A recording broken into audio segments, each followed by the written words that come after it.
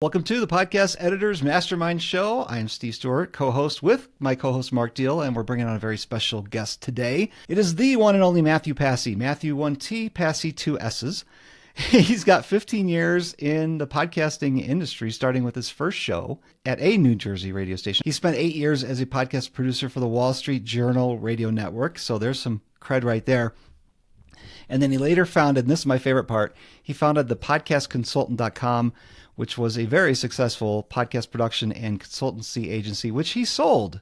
He sold to not take care of his 18 children, but to raise a dog full time. Currently, Mathew runs custom podcast solutions focusing on comprehensive podcast support. And it's still going on here, folks. Hosts the Podcasting Tech Podcast and serves as Libsyn's Libsyn Pro customer care specialist. And somehow he still found time for us here today. Thanks for being here, Mathew. It is my pleasure, and apologies for that long list of titles and things that I'm working on. I hate to tell you, but there's even more now. Yeah, you got this long list of history, but then there's like 18 things you're doing now. And we'll talk about one of them, the Podcast Beacon and stuff, at the end of the show, because there's something cool going on there. But today we're going to have you on to talk about show artwork and episodic artwork. What are the benefits of having show artwork? Well, I mean, the first benefit is your show is not going anywhere without it, right? Most of the hosting platforms will not let you complete your registration unless you upload artwork. And for those that don't care, you will be stuck with whatever their generic logo is in a sea of other generic logoed shows. So having it is obviously going to be super helpful. But like the music that starts the show, your artwork helps to set the tone.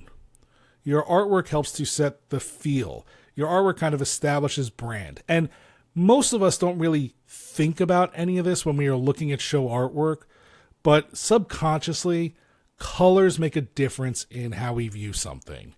Layout makes a difference in how we view something. Fonts, right? The right font and the wrong font can make a huge difference in, a show looking highbrow, super professional, or, like a lemonade stand with Comic Sans, right? That's the joke. You don't use Comic Sans in the workplace. Well, if you're using Comic Sans on your corporate podcast artwork, you have pretty much, given people the wrong first impression to go with.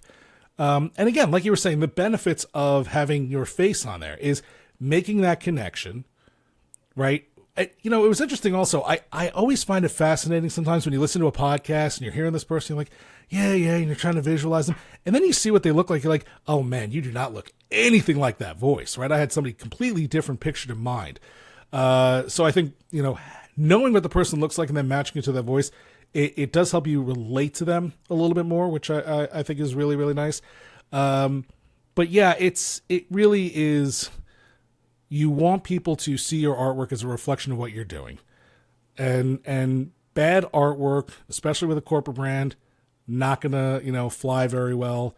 So you do want to be thoughtful about what it is that you're doing. And honestly, some people, their artwork becomes their brand, right? Some people start a podcast and now the podcast is taken off way further than anything else that they were doing in their lives. And now their artwork is their brand. And so you're getting that repetition of seeing it. It's like a billboard.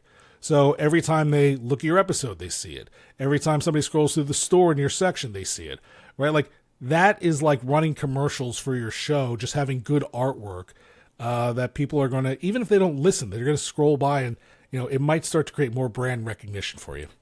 And I think that's also an important point. We're talking about the benefits of having good show artwork is you're trying to get that first impression. You're trying to get something that grabs their attention, gets them to stop the scroll and actually look. And if the name of the show is represented well in the artwork, then, and they can read it because the font is big and bold, they're going to stop the scroll. Hopefully they click into the show and they start pressing play. Yeah, it's amazing too, because sometimes I will just kind of scroll aimlessly in podcasting world just because I'm looking for something a little bit different, and my searches don't, they yield the same 10 podcasts that everybody's recommending. And as much as I know that you can't judge a book by its cover, we all do it, right? We look at podcasts and having no context to the quality of the show, the content of the show, the personality of the host. We just look at artwork and we make a decision based on that. And even though it's wrong, like it makes a difference. Like a great example, I think there was like a guy who did a color chart about podcasting artwork years ago, and it showed like 70% of all podcasts use blue in their podcast cover art. Guilty, right? Guilty for every show I've ever done.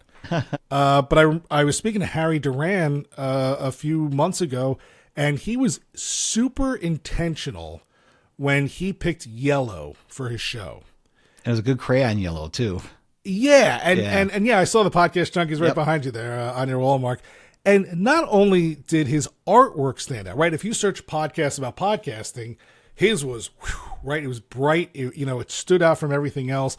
It was also simple, right? Just the name with black lettering and the big yellow sign. But then he was also able to use that distinct color when he was going places and people would recognize him, right? He'd wear the yellow shirt if he was at a conference. He would give people yellow wristbands. And, now anytime I'm at some sort of podcasting event, as soon as I see that yellow, I think, where's Harry? Where is he? I want to talk to him, even if he's not there. What do you believe is mandatory or good practice, best practice for having good show artwork? The first thing that people see. Well, I think this is true for both show and episodic, but when we were working with clients and trying to help them develop their show, my rule of thumb was always your show artwork should have the title of your show in clear and easily legible font. And if that means 3/4 of the artwork is just the name of the show, fine. Because for the most part, when people are looking up podcasts, they are searching by title, but they're scrolling through shows and they're mostly seeing the artwork. And what you want to have happen is you want someone to be looking for your show, see the artwork with the name on it, and immediately be able to go, that's it, right? You don't want any confusion. You don't want any hesitation. You want them to say, oh yeah, this is the exact show that I was looking for, and that artwork is clear as day. So that is first and foremost. If you do nothing else, right, just put your name of the show, clear and concise, and then you can think about, do I have to include a brand? Do I want to include my name? Are there other facets or other things that I want to put on there? I would say don't overcrowd it either, right? Because again, mobile devices, these things are kind of tiny when we look at them on screens. So no point in putting a lot of gobbledygook on there and hoping that people are going to understand it. They're not here to analyze your artwork. It's not hanging in the Met. It is just a small graphic that says the name of the show, click here and listen. So what do you think about using your headshot? Unless you're a celebrity, does it matter? I've always said that, there's two schools of thoughts on using the headshot. Like, obviously, like you said, one, if you're a celebrity, use it, recognizable, people are going to want to click on it. If you're someone who's trying to build up your personal brand, again, use it, right? You want to be more recognizable. It also makes you a little bit more personable, right? Somebody who puts their face on their artwork tends to be able to build a better relationship with their audience. There's a real person behind that microphone, not just some, faceless voice with a blue logo and some white letters. So there's definitely an advantage to putting your face on your artwork. On the other hand, if you don't put it on there, I don't think it's the end of the world, right? Some people would like to keep their anonymity when they're podcasting. Some people are just like, this isn't about me, right? I am here, I'm doing this, but the content is the focus. My guests are the value. So in those cases, if you don't put your headshot on your artwork, fine. But if what you're trying to do is connect with people, really make an authentic relationship, headshot can't hurt. Have you designed the show artwork for any of your past clients where you actually started from scratch and created the thing? I did design the artwork for some of my shows, most of which have been replaced since then, I think. I am definitely not a artistic person, I would say. I was definitely better at more of that. Oh, this is your brand colors, this is your font, and this is a picture that you want in there. Great. Let me assemble that for you. So I would definitely consider myself a graphic assembler and not a graphic artist. But truth is, these days, especially with all the tools that are out there, Mark, you and I were chatting, you mentioned AI before we even jumped on the call, right? AI can help you do this. Canva and a lot of these other graphic assembly or graphic design platforms have built-in templates. And I don't think Canva had this until maybe my last year or so running the business, but they actually have a podcast template, 3,000 by 3,000. And then when you click on that, it can generate a whole bunch of design templates that you can use and change the color and, swap some things in and out. So, yes, I've made artwork. Yes, I believe anybody can make artwork, but there is certainly an art to making really spectacular podcast artwork. So you've mentioned some of the things that are good. Obviously, have the show name big and bold. You've talked about some of the pros and cons of having a headshot in there. I can think of a few more, especially us as podcast producers, editors, managers, directors, somebody getting paid to work on a show for somebody. And if it's not like a huge company like a Delta, Home Depot, Coca-Cola, I'm naming big Atlanta companies. That's where I'm at, Atlanta. But if they are more trying to position themselves, you mentioned building a personal brand, or maybe even a thought leader as like a lawyer, a doctor, a CPA, engineer, and they're developing their show. You're working on a show. I think as us as a professionals getting paid to work on the show, it helps to put their headshot in there, because then they show a little bit more, hopefully, personal alignment with it. Like, hey, I can't let this go away. Let's keep this production going. Let's not pod fade. Let's keep going.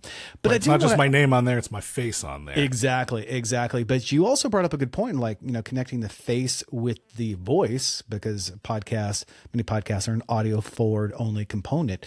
So that's a good piece. But so Steve asked, what are some of the good things to include?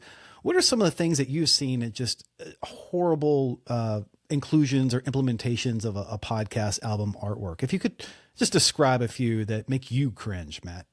The one that always makes me cringe is when somebody just, they sign up for maybe a free podcast hosting site and they're just kind of throwing this together very haphazardly.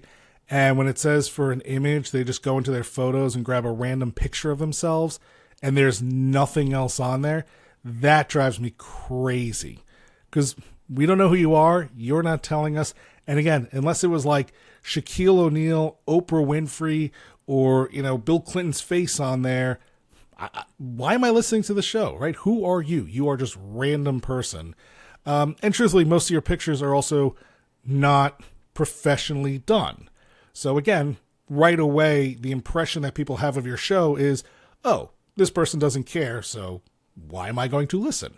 That is definitely number one. Number two, anytime people use writing that is so teeny tiny that I can't read it, and my eyes aren't that bad, but they're getting worse. Notably, most most podcast consumers tend to be on the younger age, but still, anytime you make somebody do extra work to consume your content, even if it is trying to find the name of the show on the artwork, they've already got a bad impression, right? They've already been turned off a little bit, and now you got to do extra work to bring them back onto your side.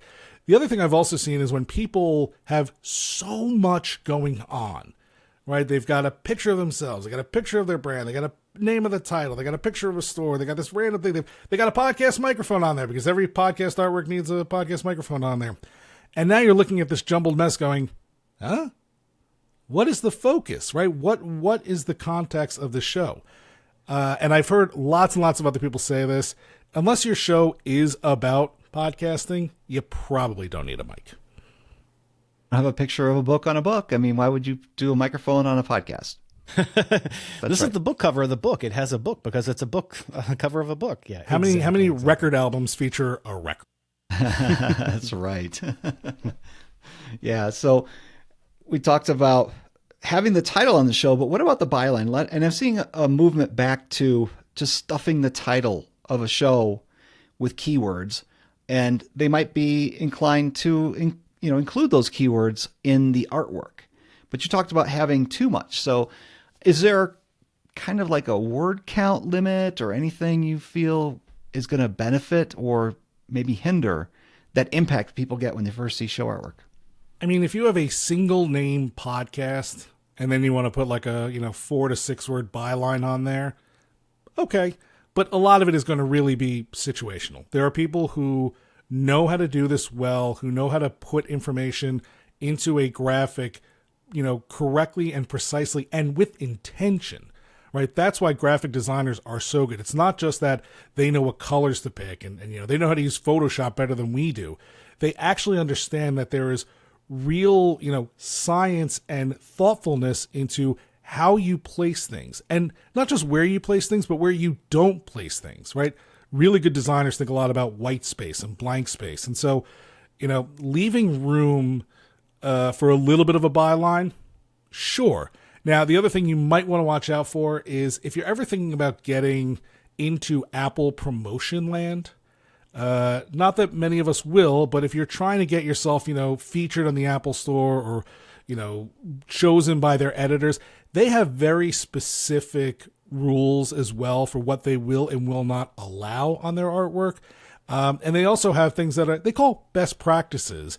But having worked with a client who was featured on there, their best practices really are requirements. They're like, it would be better if you did this. Okay, well, we're not going to do that. All right, well, we're not going to feature you unless you do this. So it really is more of a you have to. One of those things is trying to avoid keeping anything super crucial on like the bottom fifth of the artwork, because that is the area that tends to get covered up when they're doing promotional stuff for you. There's also, they've changed a lot of things now with channel logos and subscriptions. So you have to be really mindful of all the different ways that your artwork could be used. It used to just be throw up a square, you're good to go. But now you really do have to be a bit more careful. And I would recommend, checking out Apple's guidelines for doing artwork. And if you want, I'll throw you guys the link here so you can add it to your show notes so that everybody can find that later with ease. Yeah, the guidelines that are requirements. Excellent. Yep, we'll definitely be able to include that in the link to the show description here. So the person listening, if they actually want to read all the stuff that Apple is saying, we're not going to read it. I'm sure it's going to put me to sleep, much less the listener. But yeah, there's a link right there. There's good graphic visual information on there as well, right? They'll show you an artwork and they'll say, this is what's safe, this is what isn't, and then they'll show you an example of how it's used in other places to, kind of make you understand.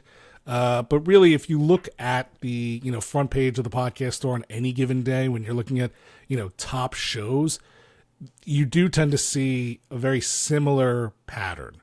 It's definitely more of a minimalistic approach, right? One face or two faces or just the words and maybe a couple of objects. Some are just straight up, here's the word across the screen, and that is it. One of the most popular shows of all time, Lore, right? All it is the word lore. That's it. And honestly, it's become iconic for that. So it doesn't always have to be more is better. Sometimes less is more. Now, we've been talking about show artwork, the top level, first thing everybody sees. Let's talk about episodic artwork, because this is something I think there's a lot of benefits to it, but there's also a lot of work that may not pay off for some shows or some people. And I mean, we could talk about episodic artwork. I actually polled the Podcast Editors Club Facebook group and asked them, what is something you would consider a best practice when it comes to creating episodic artwork? And part of the problem with the benefits and the non-benefits is not all the apps display episodic artwork. So we might be spending our time creating artwork for our clients that does nothing because it's not going to be shown anywhere. So let me read off some of these. I got Matthew Bliss. He's been very active in a lot of the comments lately. If you take a measure of the artwork and 70% or more is exactly the same as the previous episodes, then it's not worth including. I think that's interesting because then we're saying we want to make it easy to create artwork. And if we're going to create episodic artwork, it should resemble the brand, right? The show artwork, it should resemble it in some way. But if it all looks the same, then is there a benefit to that?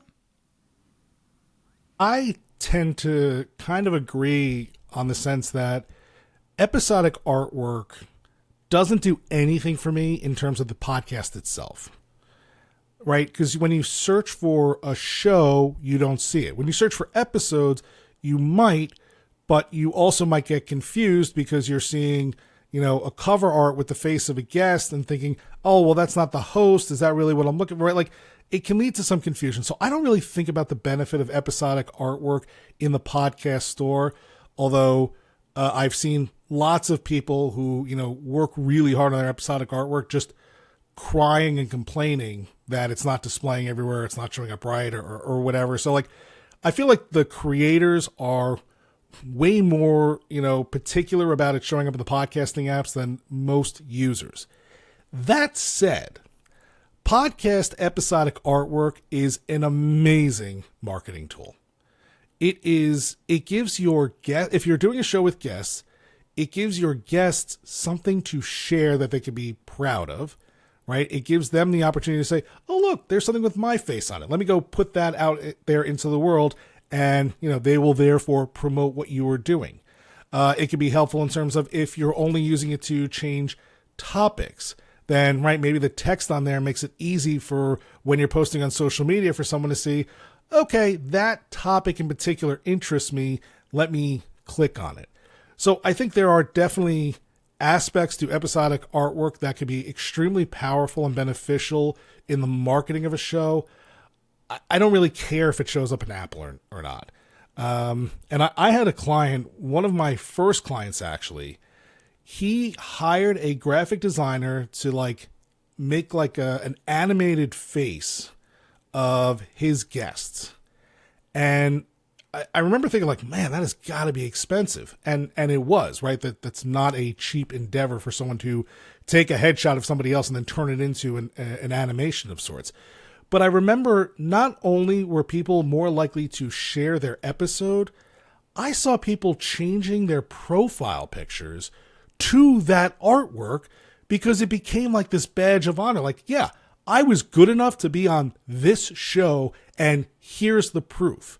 So now, not only is that person promoting your show in their individual posts about it, but every time they post, people are seeing that and building more brand awareness for the show. So again, I think it could be a really powerful marketing tool, but I don't think you do it just for the sake of doing it, right? It's not worth the effort if what you are going to put episodically, kind of like what you were saying, Mark, is so close to the original that it doesn't matter. So that's where I would say don't bother. But if you are going to build a template where you can do it, and then you can build that template so you can have, episodic podcast artwork, episodic YouTube artwork, episodic blog post artwork, and you can update all those fairly easily, then yeah, you're gonna look more dynamic, more professional, more interesting. I like that. Do it with intention. As you mentioned, if you want guests to share, and it's funny you mentioned that story, Matthew, because the exact same happened to me. I was on a show a number of years ago, and they did a caricature of me and my headshot. And because of that, you're right, I did share it a little bit more because I felt like, ooh, this is fun. And I felt the same thing that you were talking about. I felt special that I was selected, and then they put in the extra effort to do that caricature. So that was fun. And of course, also social image or the topics on social media, and having that episodic work may help for people that are sharing it. And it sounds like to me that a podcast editor, director, producer can do the episodic work themselves, or maybe they develop the template for their clients or their clients' marketing team. Say, hey, here's the template. It matches the show, matches the artwork. Here's the font and the colors and everything. You put the guest picture here, or you put the topic here, or maybe both, and then y'all run with it. And then from there, you do the guest outreach or the guest follow up. You do the social media, because I necessarily don't. So that and that's great for me, because then I can leverage the power of episodic artwork without actually doing episodic artwork. And I give some of these marketing teams a little bit more to do, something that would actually drive the needle for them.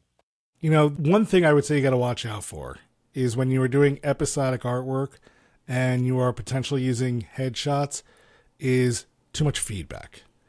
I had one show where I created his artwork originally, and then I generated a pretty cool template for episodic artwork. And then the show went from having one guest to sometimes two guests to sometimes three guests to sometimes one guest from one place, two guests from another place. So when it came time to trying to use that template, I'd have to rearrange things. And the host was like, that doesn't work. We tried this. Right? And now I'm doing 5 or 6 revisions on something that should have been done in 30 seconds. So there does have to be some guidelines in place, right? Some best practices, some, you get what you get and you don't get upset policies, or else, right, this is going to be way too onerous for very little payoff. Right. Wow. That's a great story. I hadn't thought about that because I feel like I've fallen into that trap once and I stayed away from it ever since. I mean, it was why I was so hesitant to do a lot of the written material. I can clean up your audio. It's yours, right? You said it. Don't blame me. I wasn't the one on the microphone. But when you're writing somebody else's stuff, right now are you mimicking their tone correctly?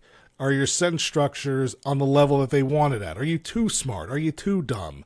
Similarly with social media and creating non-show or episodic artwork, right? Creating graphics, and somebody says, that doesn't match everything else we're doing with the company. Like, yeah, it's hard. So I always kind of steered away from those endeavors when possible. For the producer, for the manager, for the, whoever's doing the show artwork for the podcaster, it's really important. And I found this to be true every single time I work with a company is to get their brand colors, get their fonts listing, and try to incorporate that as much as possible. Because it's got to the match brand guide. The brand guide, if they've got a brand guide, which I tell you what, when it comes to 22-page brand guides, I get lost. Just tell me the font colors and the color scheme. That's what I want.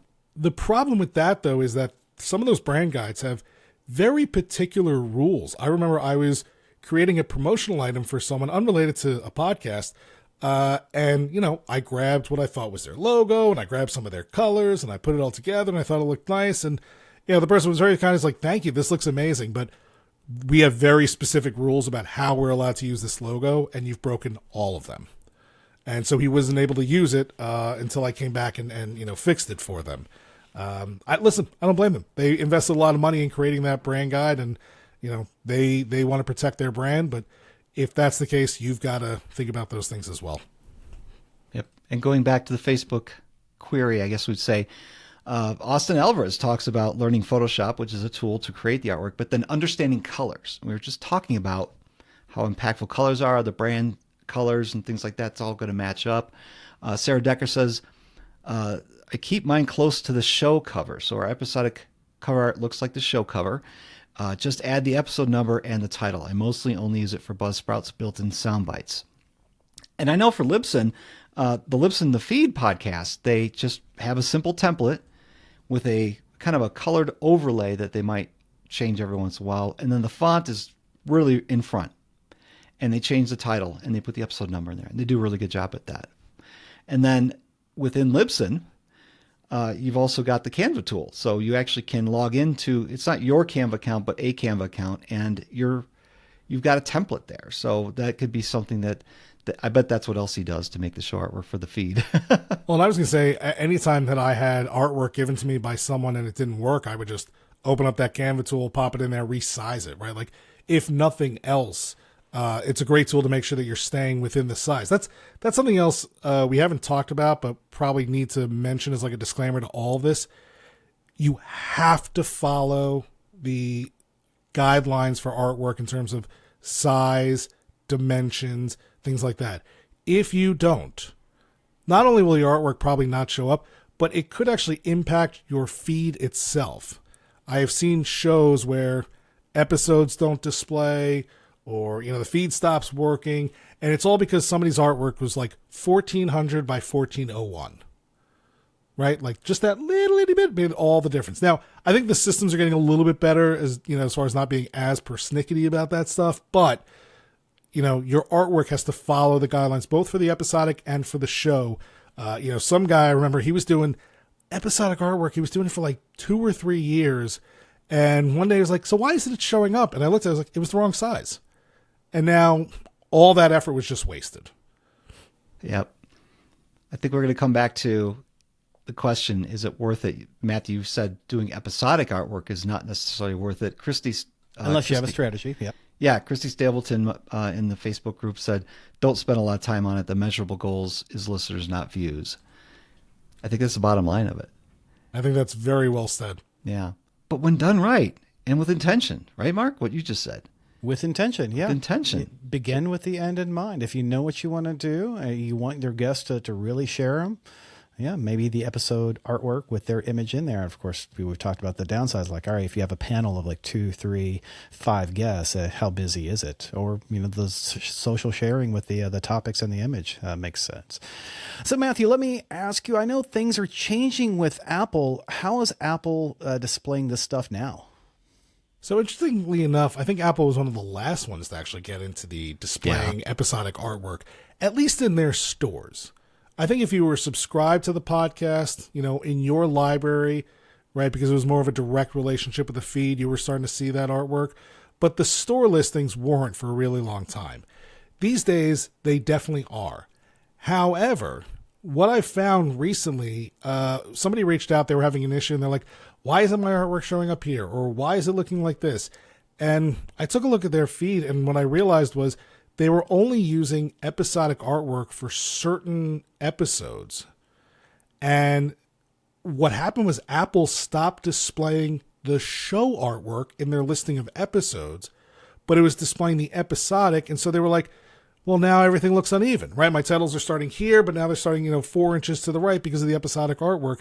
And so if you're doing it inconsistently, it looks really bad. Now, amateur hour. Yeah. Yeah. Right. Like, how much does it really matter?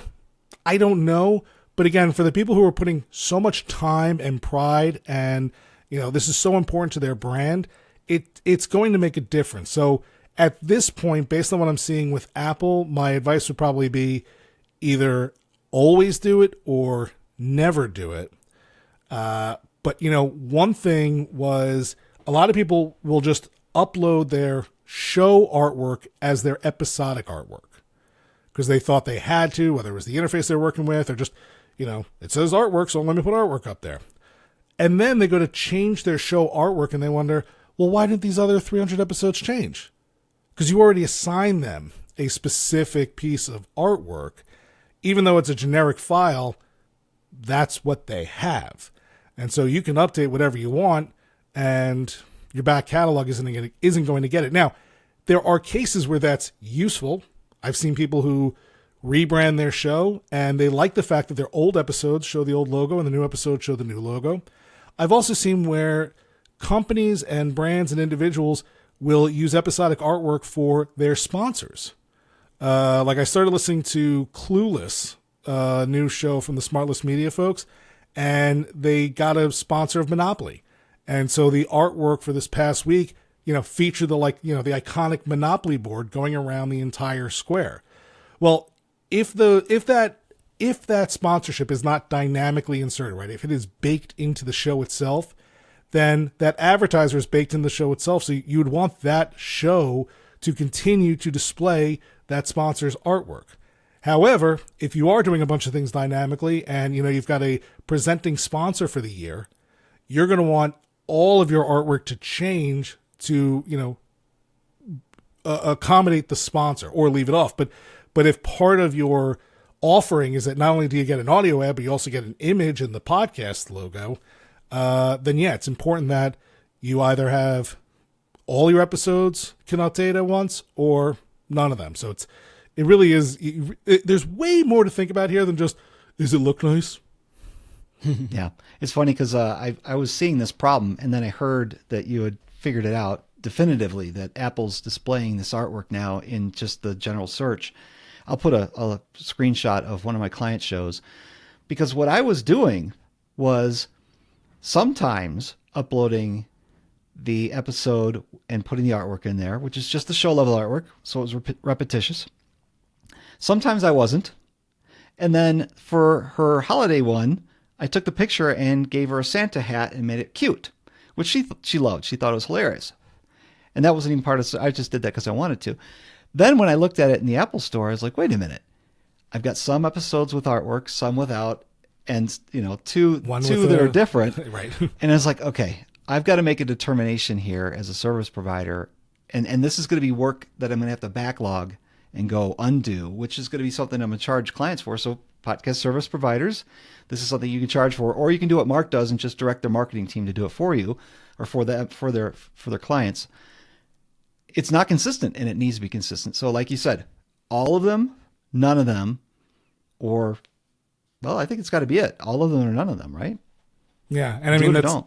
it's easy to say now, but if you've been producing your show since 2010, it's a lot of episodes to have to go back through and figure out, and it's a lot of time that you have already had a strategy, and now it doesn't work anymore. So I mean that's the other thing to keep in mind. Who knows where this is going to go next week, right? These things have changed so much since we first started. Other than the logo having to be a perfect square and at least 1400 by 1400 pixels, I feel like the rules of the artwork are, and a lot of rules in podcasts are just constantly varying and adjusting and changing. So, you have to take all this with a grain of salt, that tomorrow somebody could say, yeah, we're banning episodic artwork. Yeah. It's too much data to have to also include an image in the feed or something like that, even though it's just a link. I'll be sharing this episode with my clients because I need to get their decision. Do we use artwork on all the episodes or not? Do we do episodic artwork, which means now we're creating episodic artwork, which is another service to provide.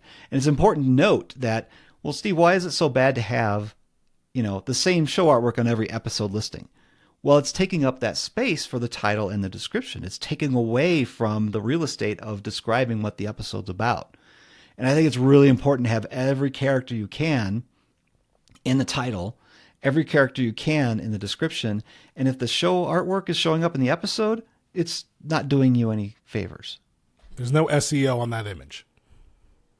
Mic drop. Something I like to do on this show is kind of brainstorm and workshop new ideas based off what we've talked about before. And maybe there's an opportunity here, a bridge between the show artwork and the episodic artwork, and to use the thoughts, Matthew, that you brought up of dynamic, of things changing. If you didn't have any episodic artwork at all, and you're just using the show artwork, which is one image file, which would apply to every episode. But then, Steve, to your point, maybe the podcaster does a Christmas episode. So maybe you could change that show album artwork, dynamically, maybe for the month of December, a little bit of a Christmas theme. So that's one idea. Matthew, what do you think of that? What are the pros and cons you think of doing something like that? I mean, the pros are obviously, oh, it's fun, it's cute. Like, oh, look what they did. Oh, they're so much more relatable. The con is I put on an episode that's 6 months old. They start off by saying, well, it's a hot one out here today, but they're wearing a Christmas hat in the logo. And so there's kind of a mismatch in the content a little bit. Right. Not the worst idea, but there are times where that could be confusing, I'll say, because as much as I respect the listeners, many of them are dumb. And it could also just, again, kind of create that branding mismatch. Yeah, two valid points. Let's throw that idea away. But I like the fact that we were able to talk about it, explore it, and look at the pros and cons of everything. And hopefully we continue to do that with everything we do in podcast post-production. I can disagree with anybody, even if I agree with them. You do the devil's advocate argument with yourself too, right? Oh, 100%. Yep. Now we talked about show artwork and maybe the branding that goes along with that. And we talked about episodic artwork. Matthew, I know that you do something with a very special gadget, which we can have branded for our clients. In fact, that's what I did for about 20 of my clients this past Christmas. I ordered the podcast beacon. Do you have any examples there next to you? There you go. If you're watching the video, yep. It's a little keychain fob. Yeah. Well, I'll tell you, they're going to be growing in opportunities very soon. But basically, we have created our own software. We've put it on some NFC-enabled devices. This is a key fob. I literally today just made up my own little business card with it on there. I've got table stands, so if you're a presenter, right, if you have if you're at a conference or right, you want that. Bracelets coming back. This one, not so much. It's funny, actually, one of these was yellow, like bright yellow. And after I interviewed Harry, I was like, oh man, I should send you this. And I did, and he loved it. Excellent. And just these little stickers. This is obviously isn't our brand, but like kind of a little sample. So yeah, the idea is you get one of these devices, and they'll come in lots of different flavors. You can get it with our generic branding, or you can apply your own depending on what you want to do. And the software allows you to easily share what it is that you want to promote when you're seeing people in person. So, it starts off with a default landing page, almost like a link tree, right? You get 3 links and a couple of socials. So put your podcast, your Calendly, something else, and somebody taps on it and says, oh, great, here's your podcast.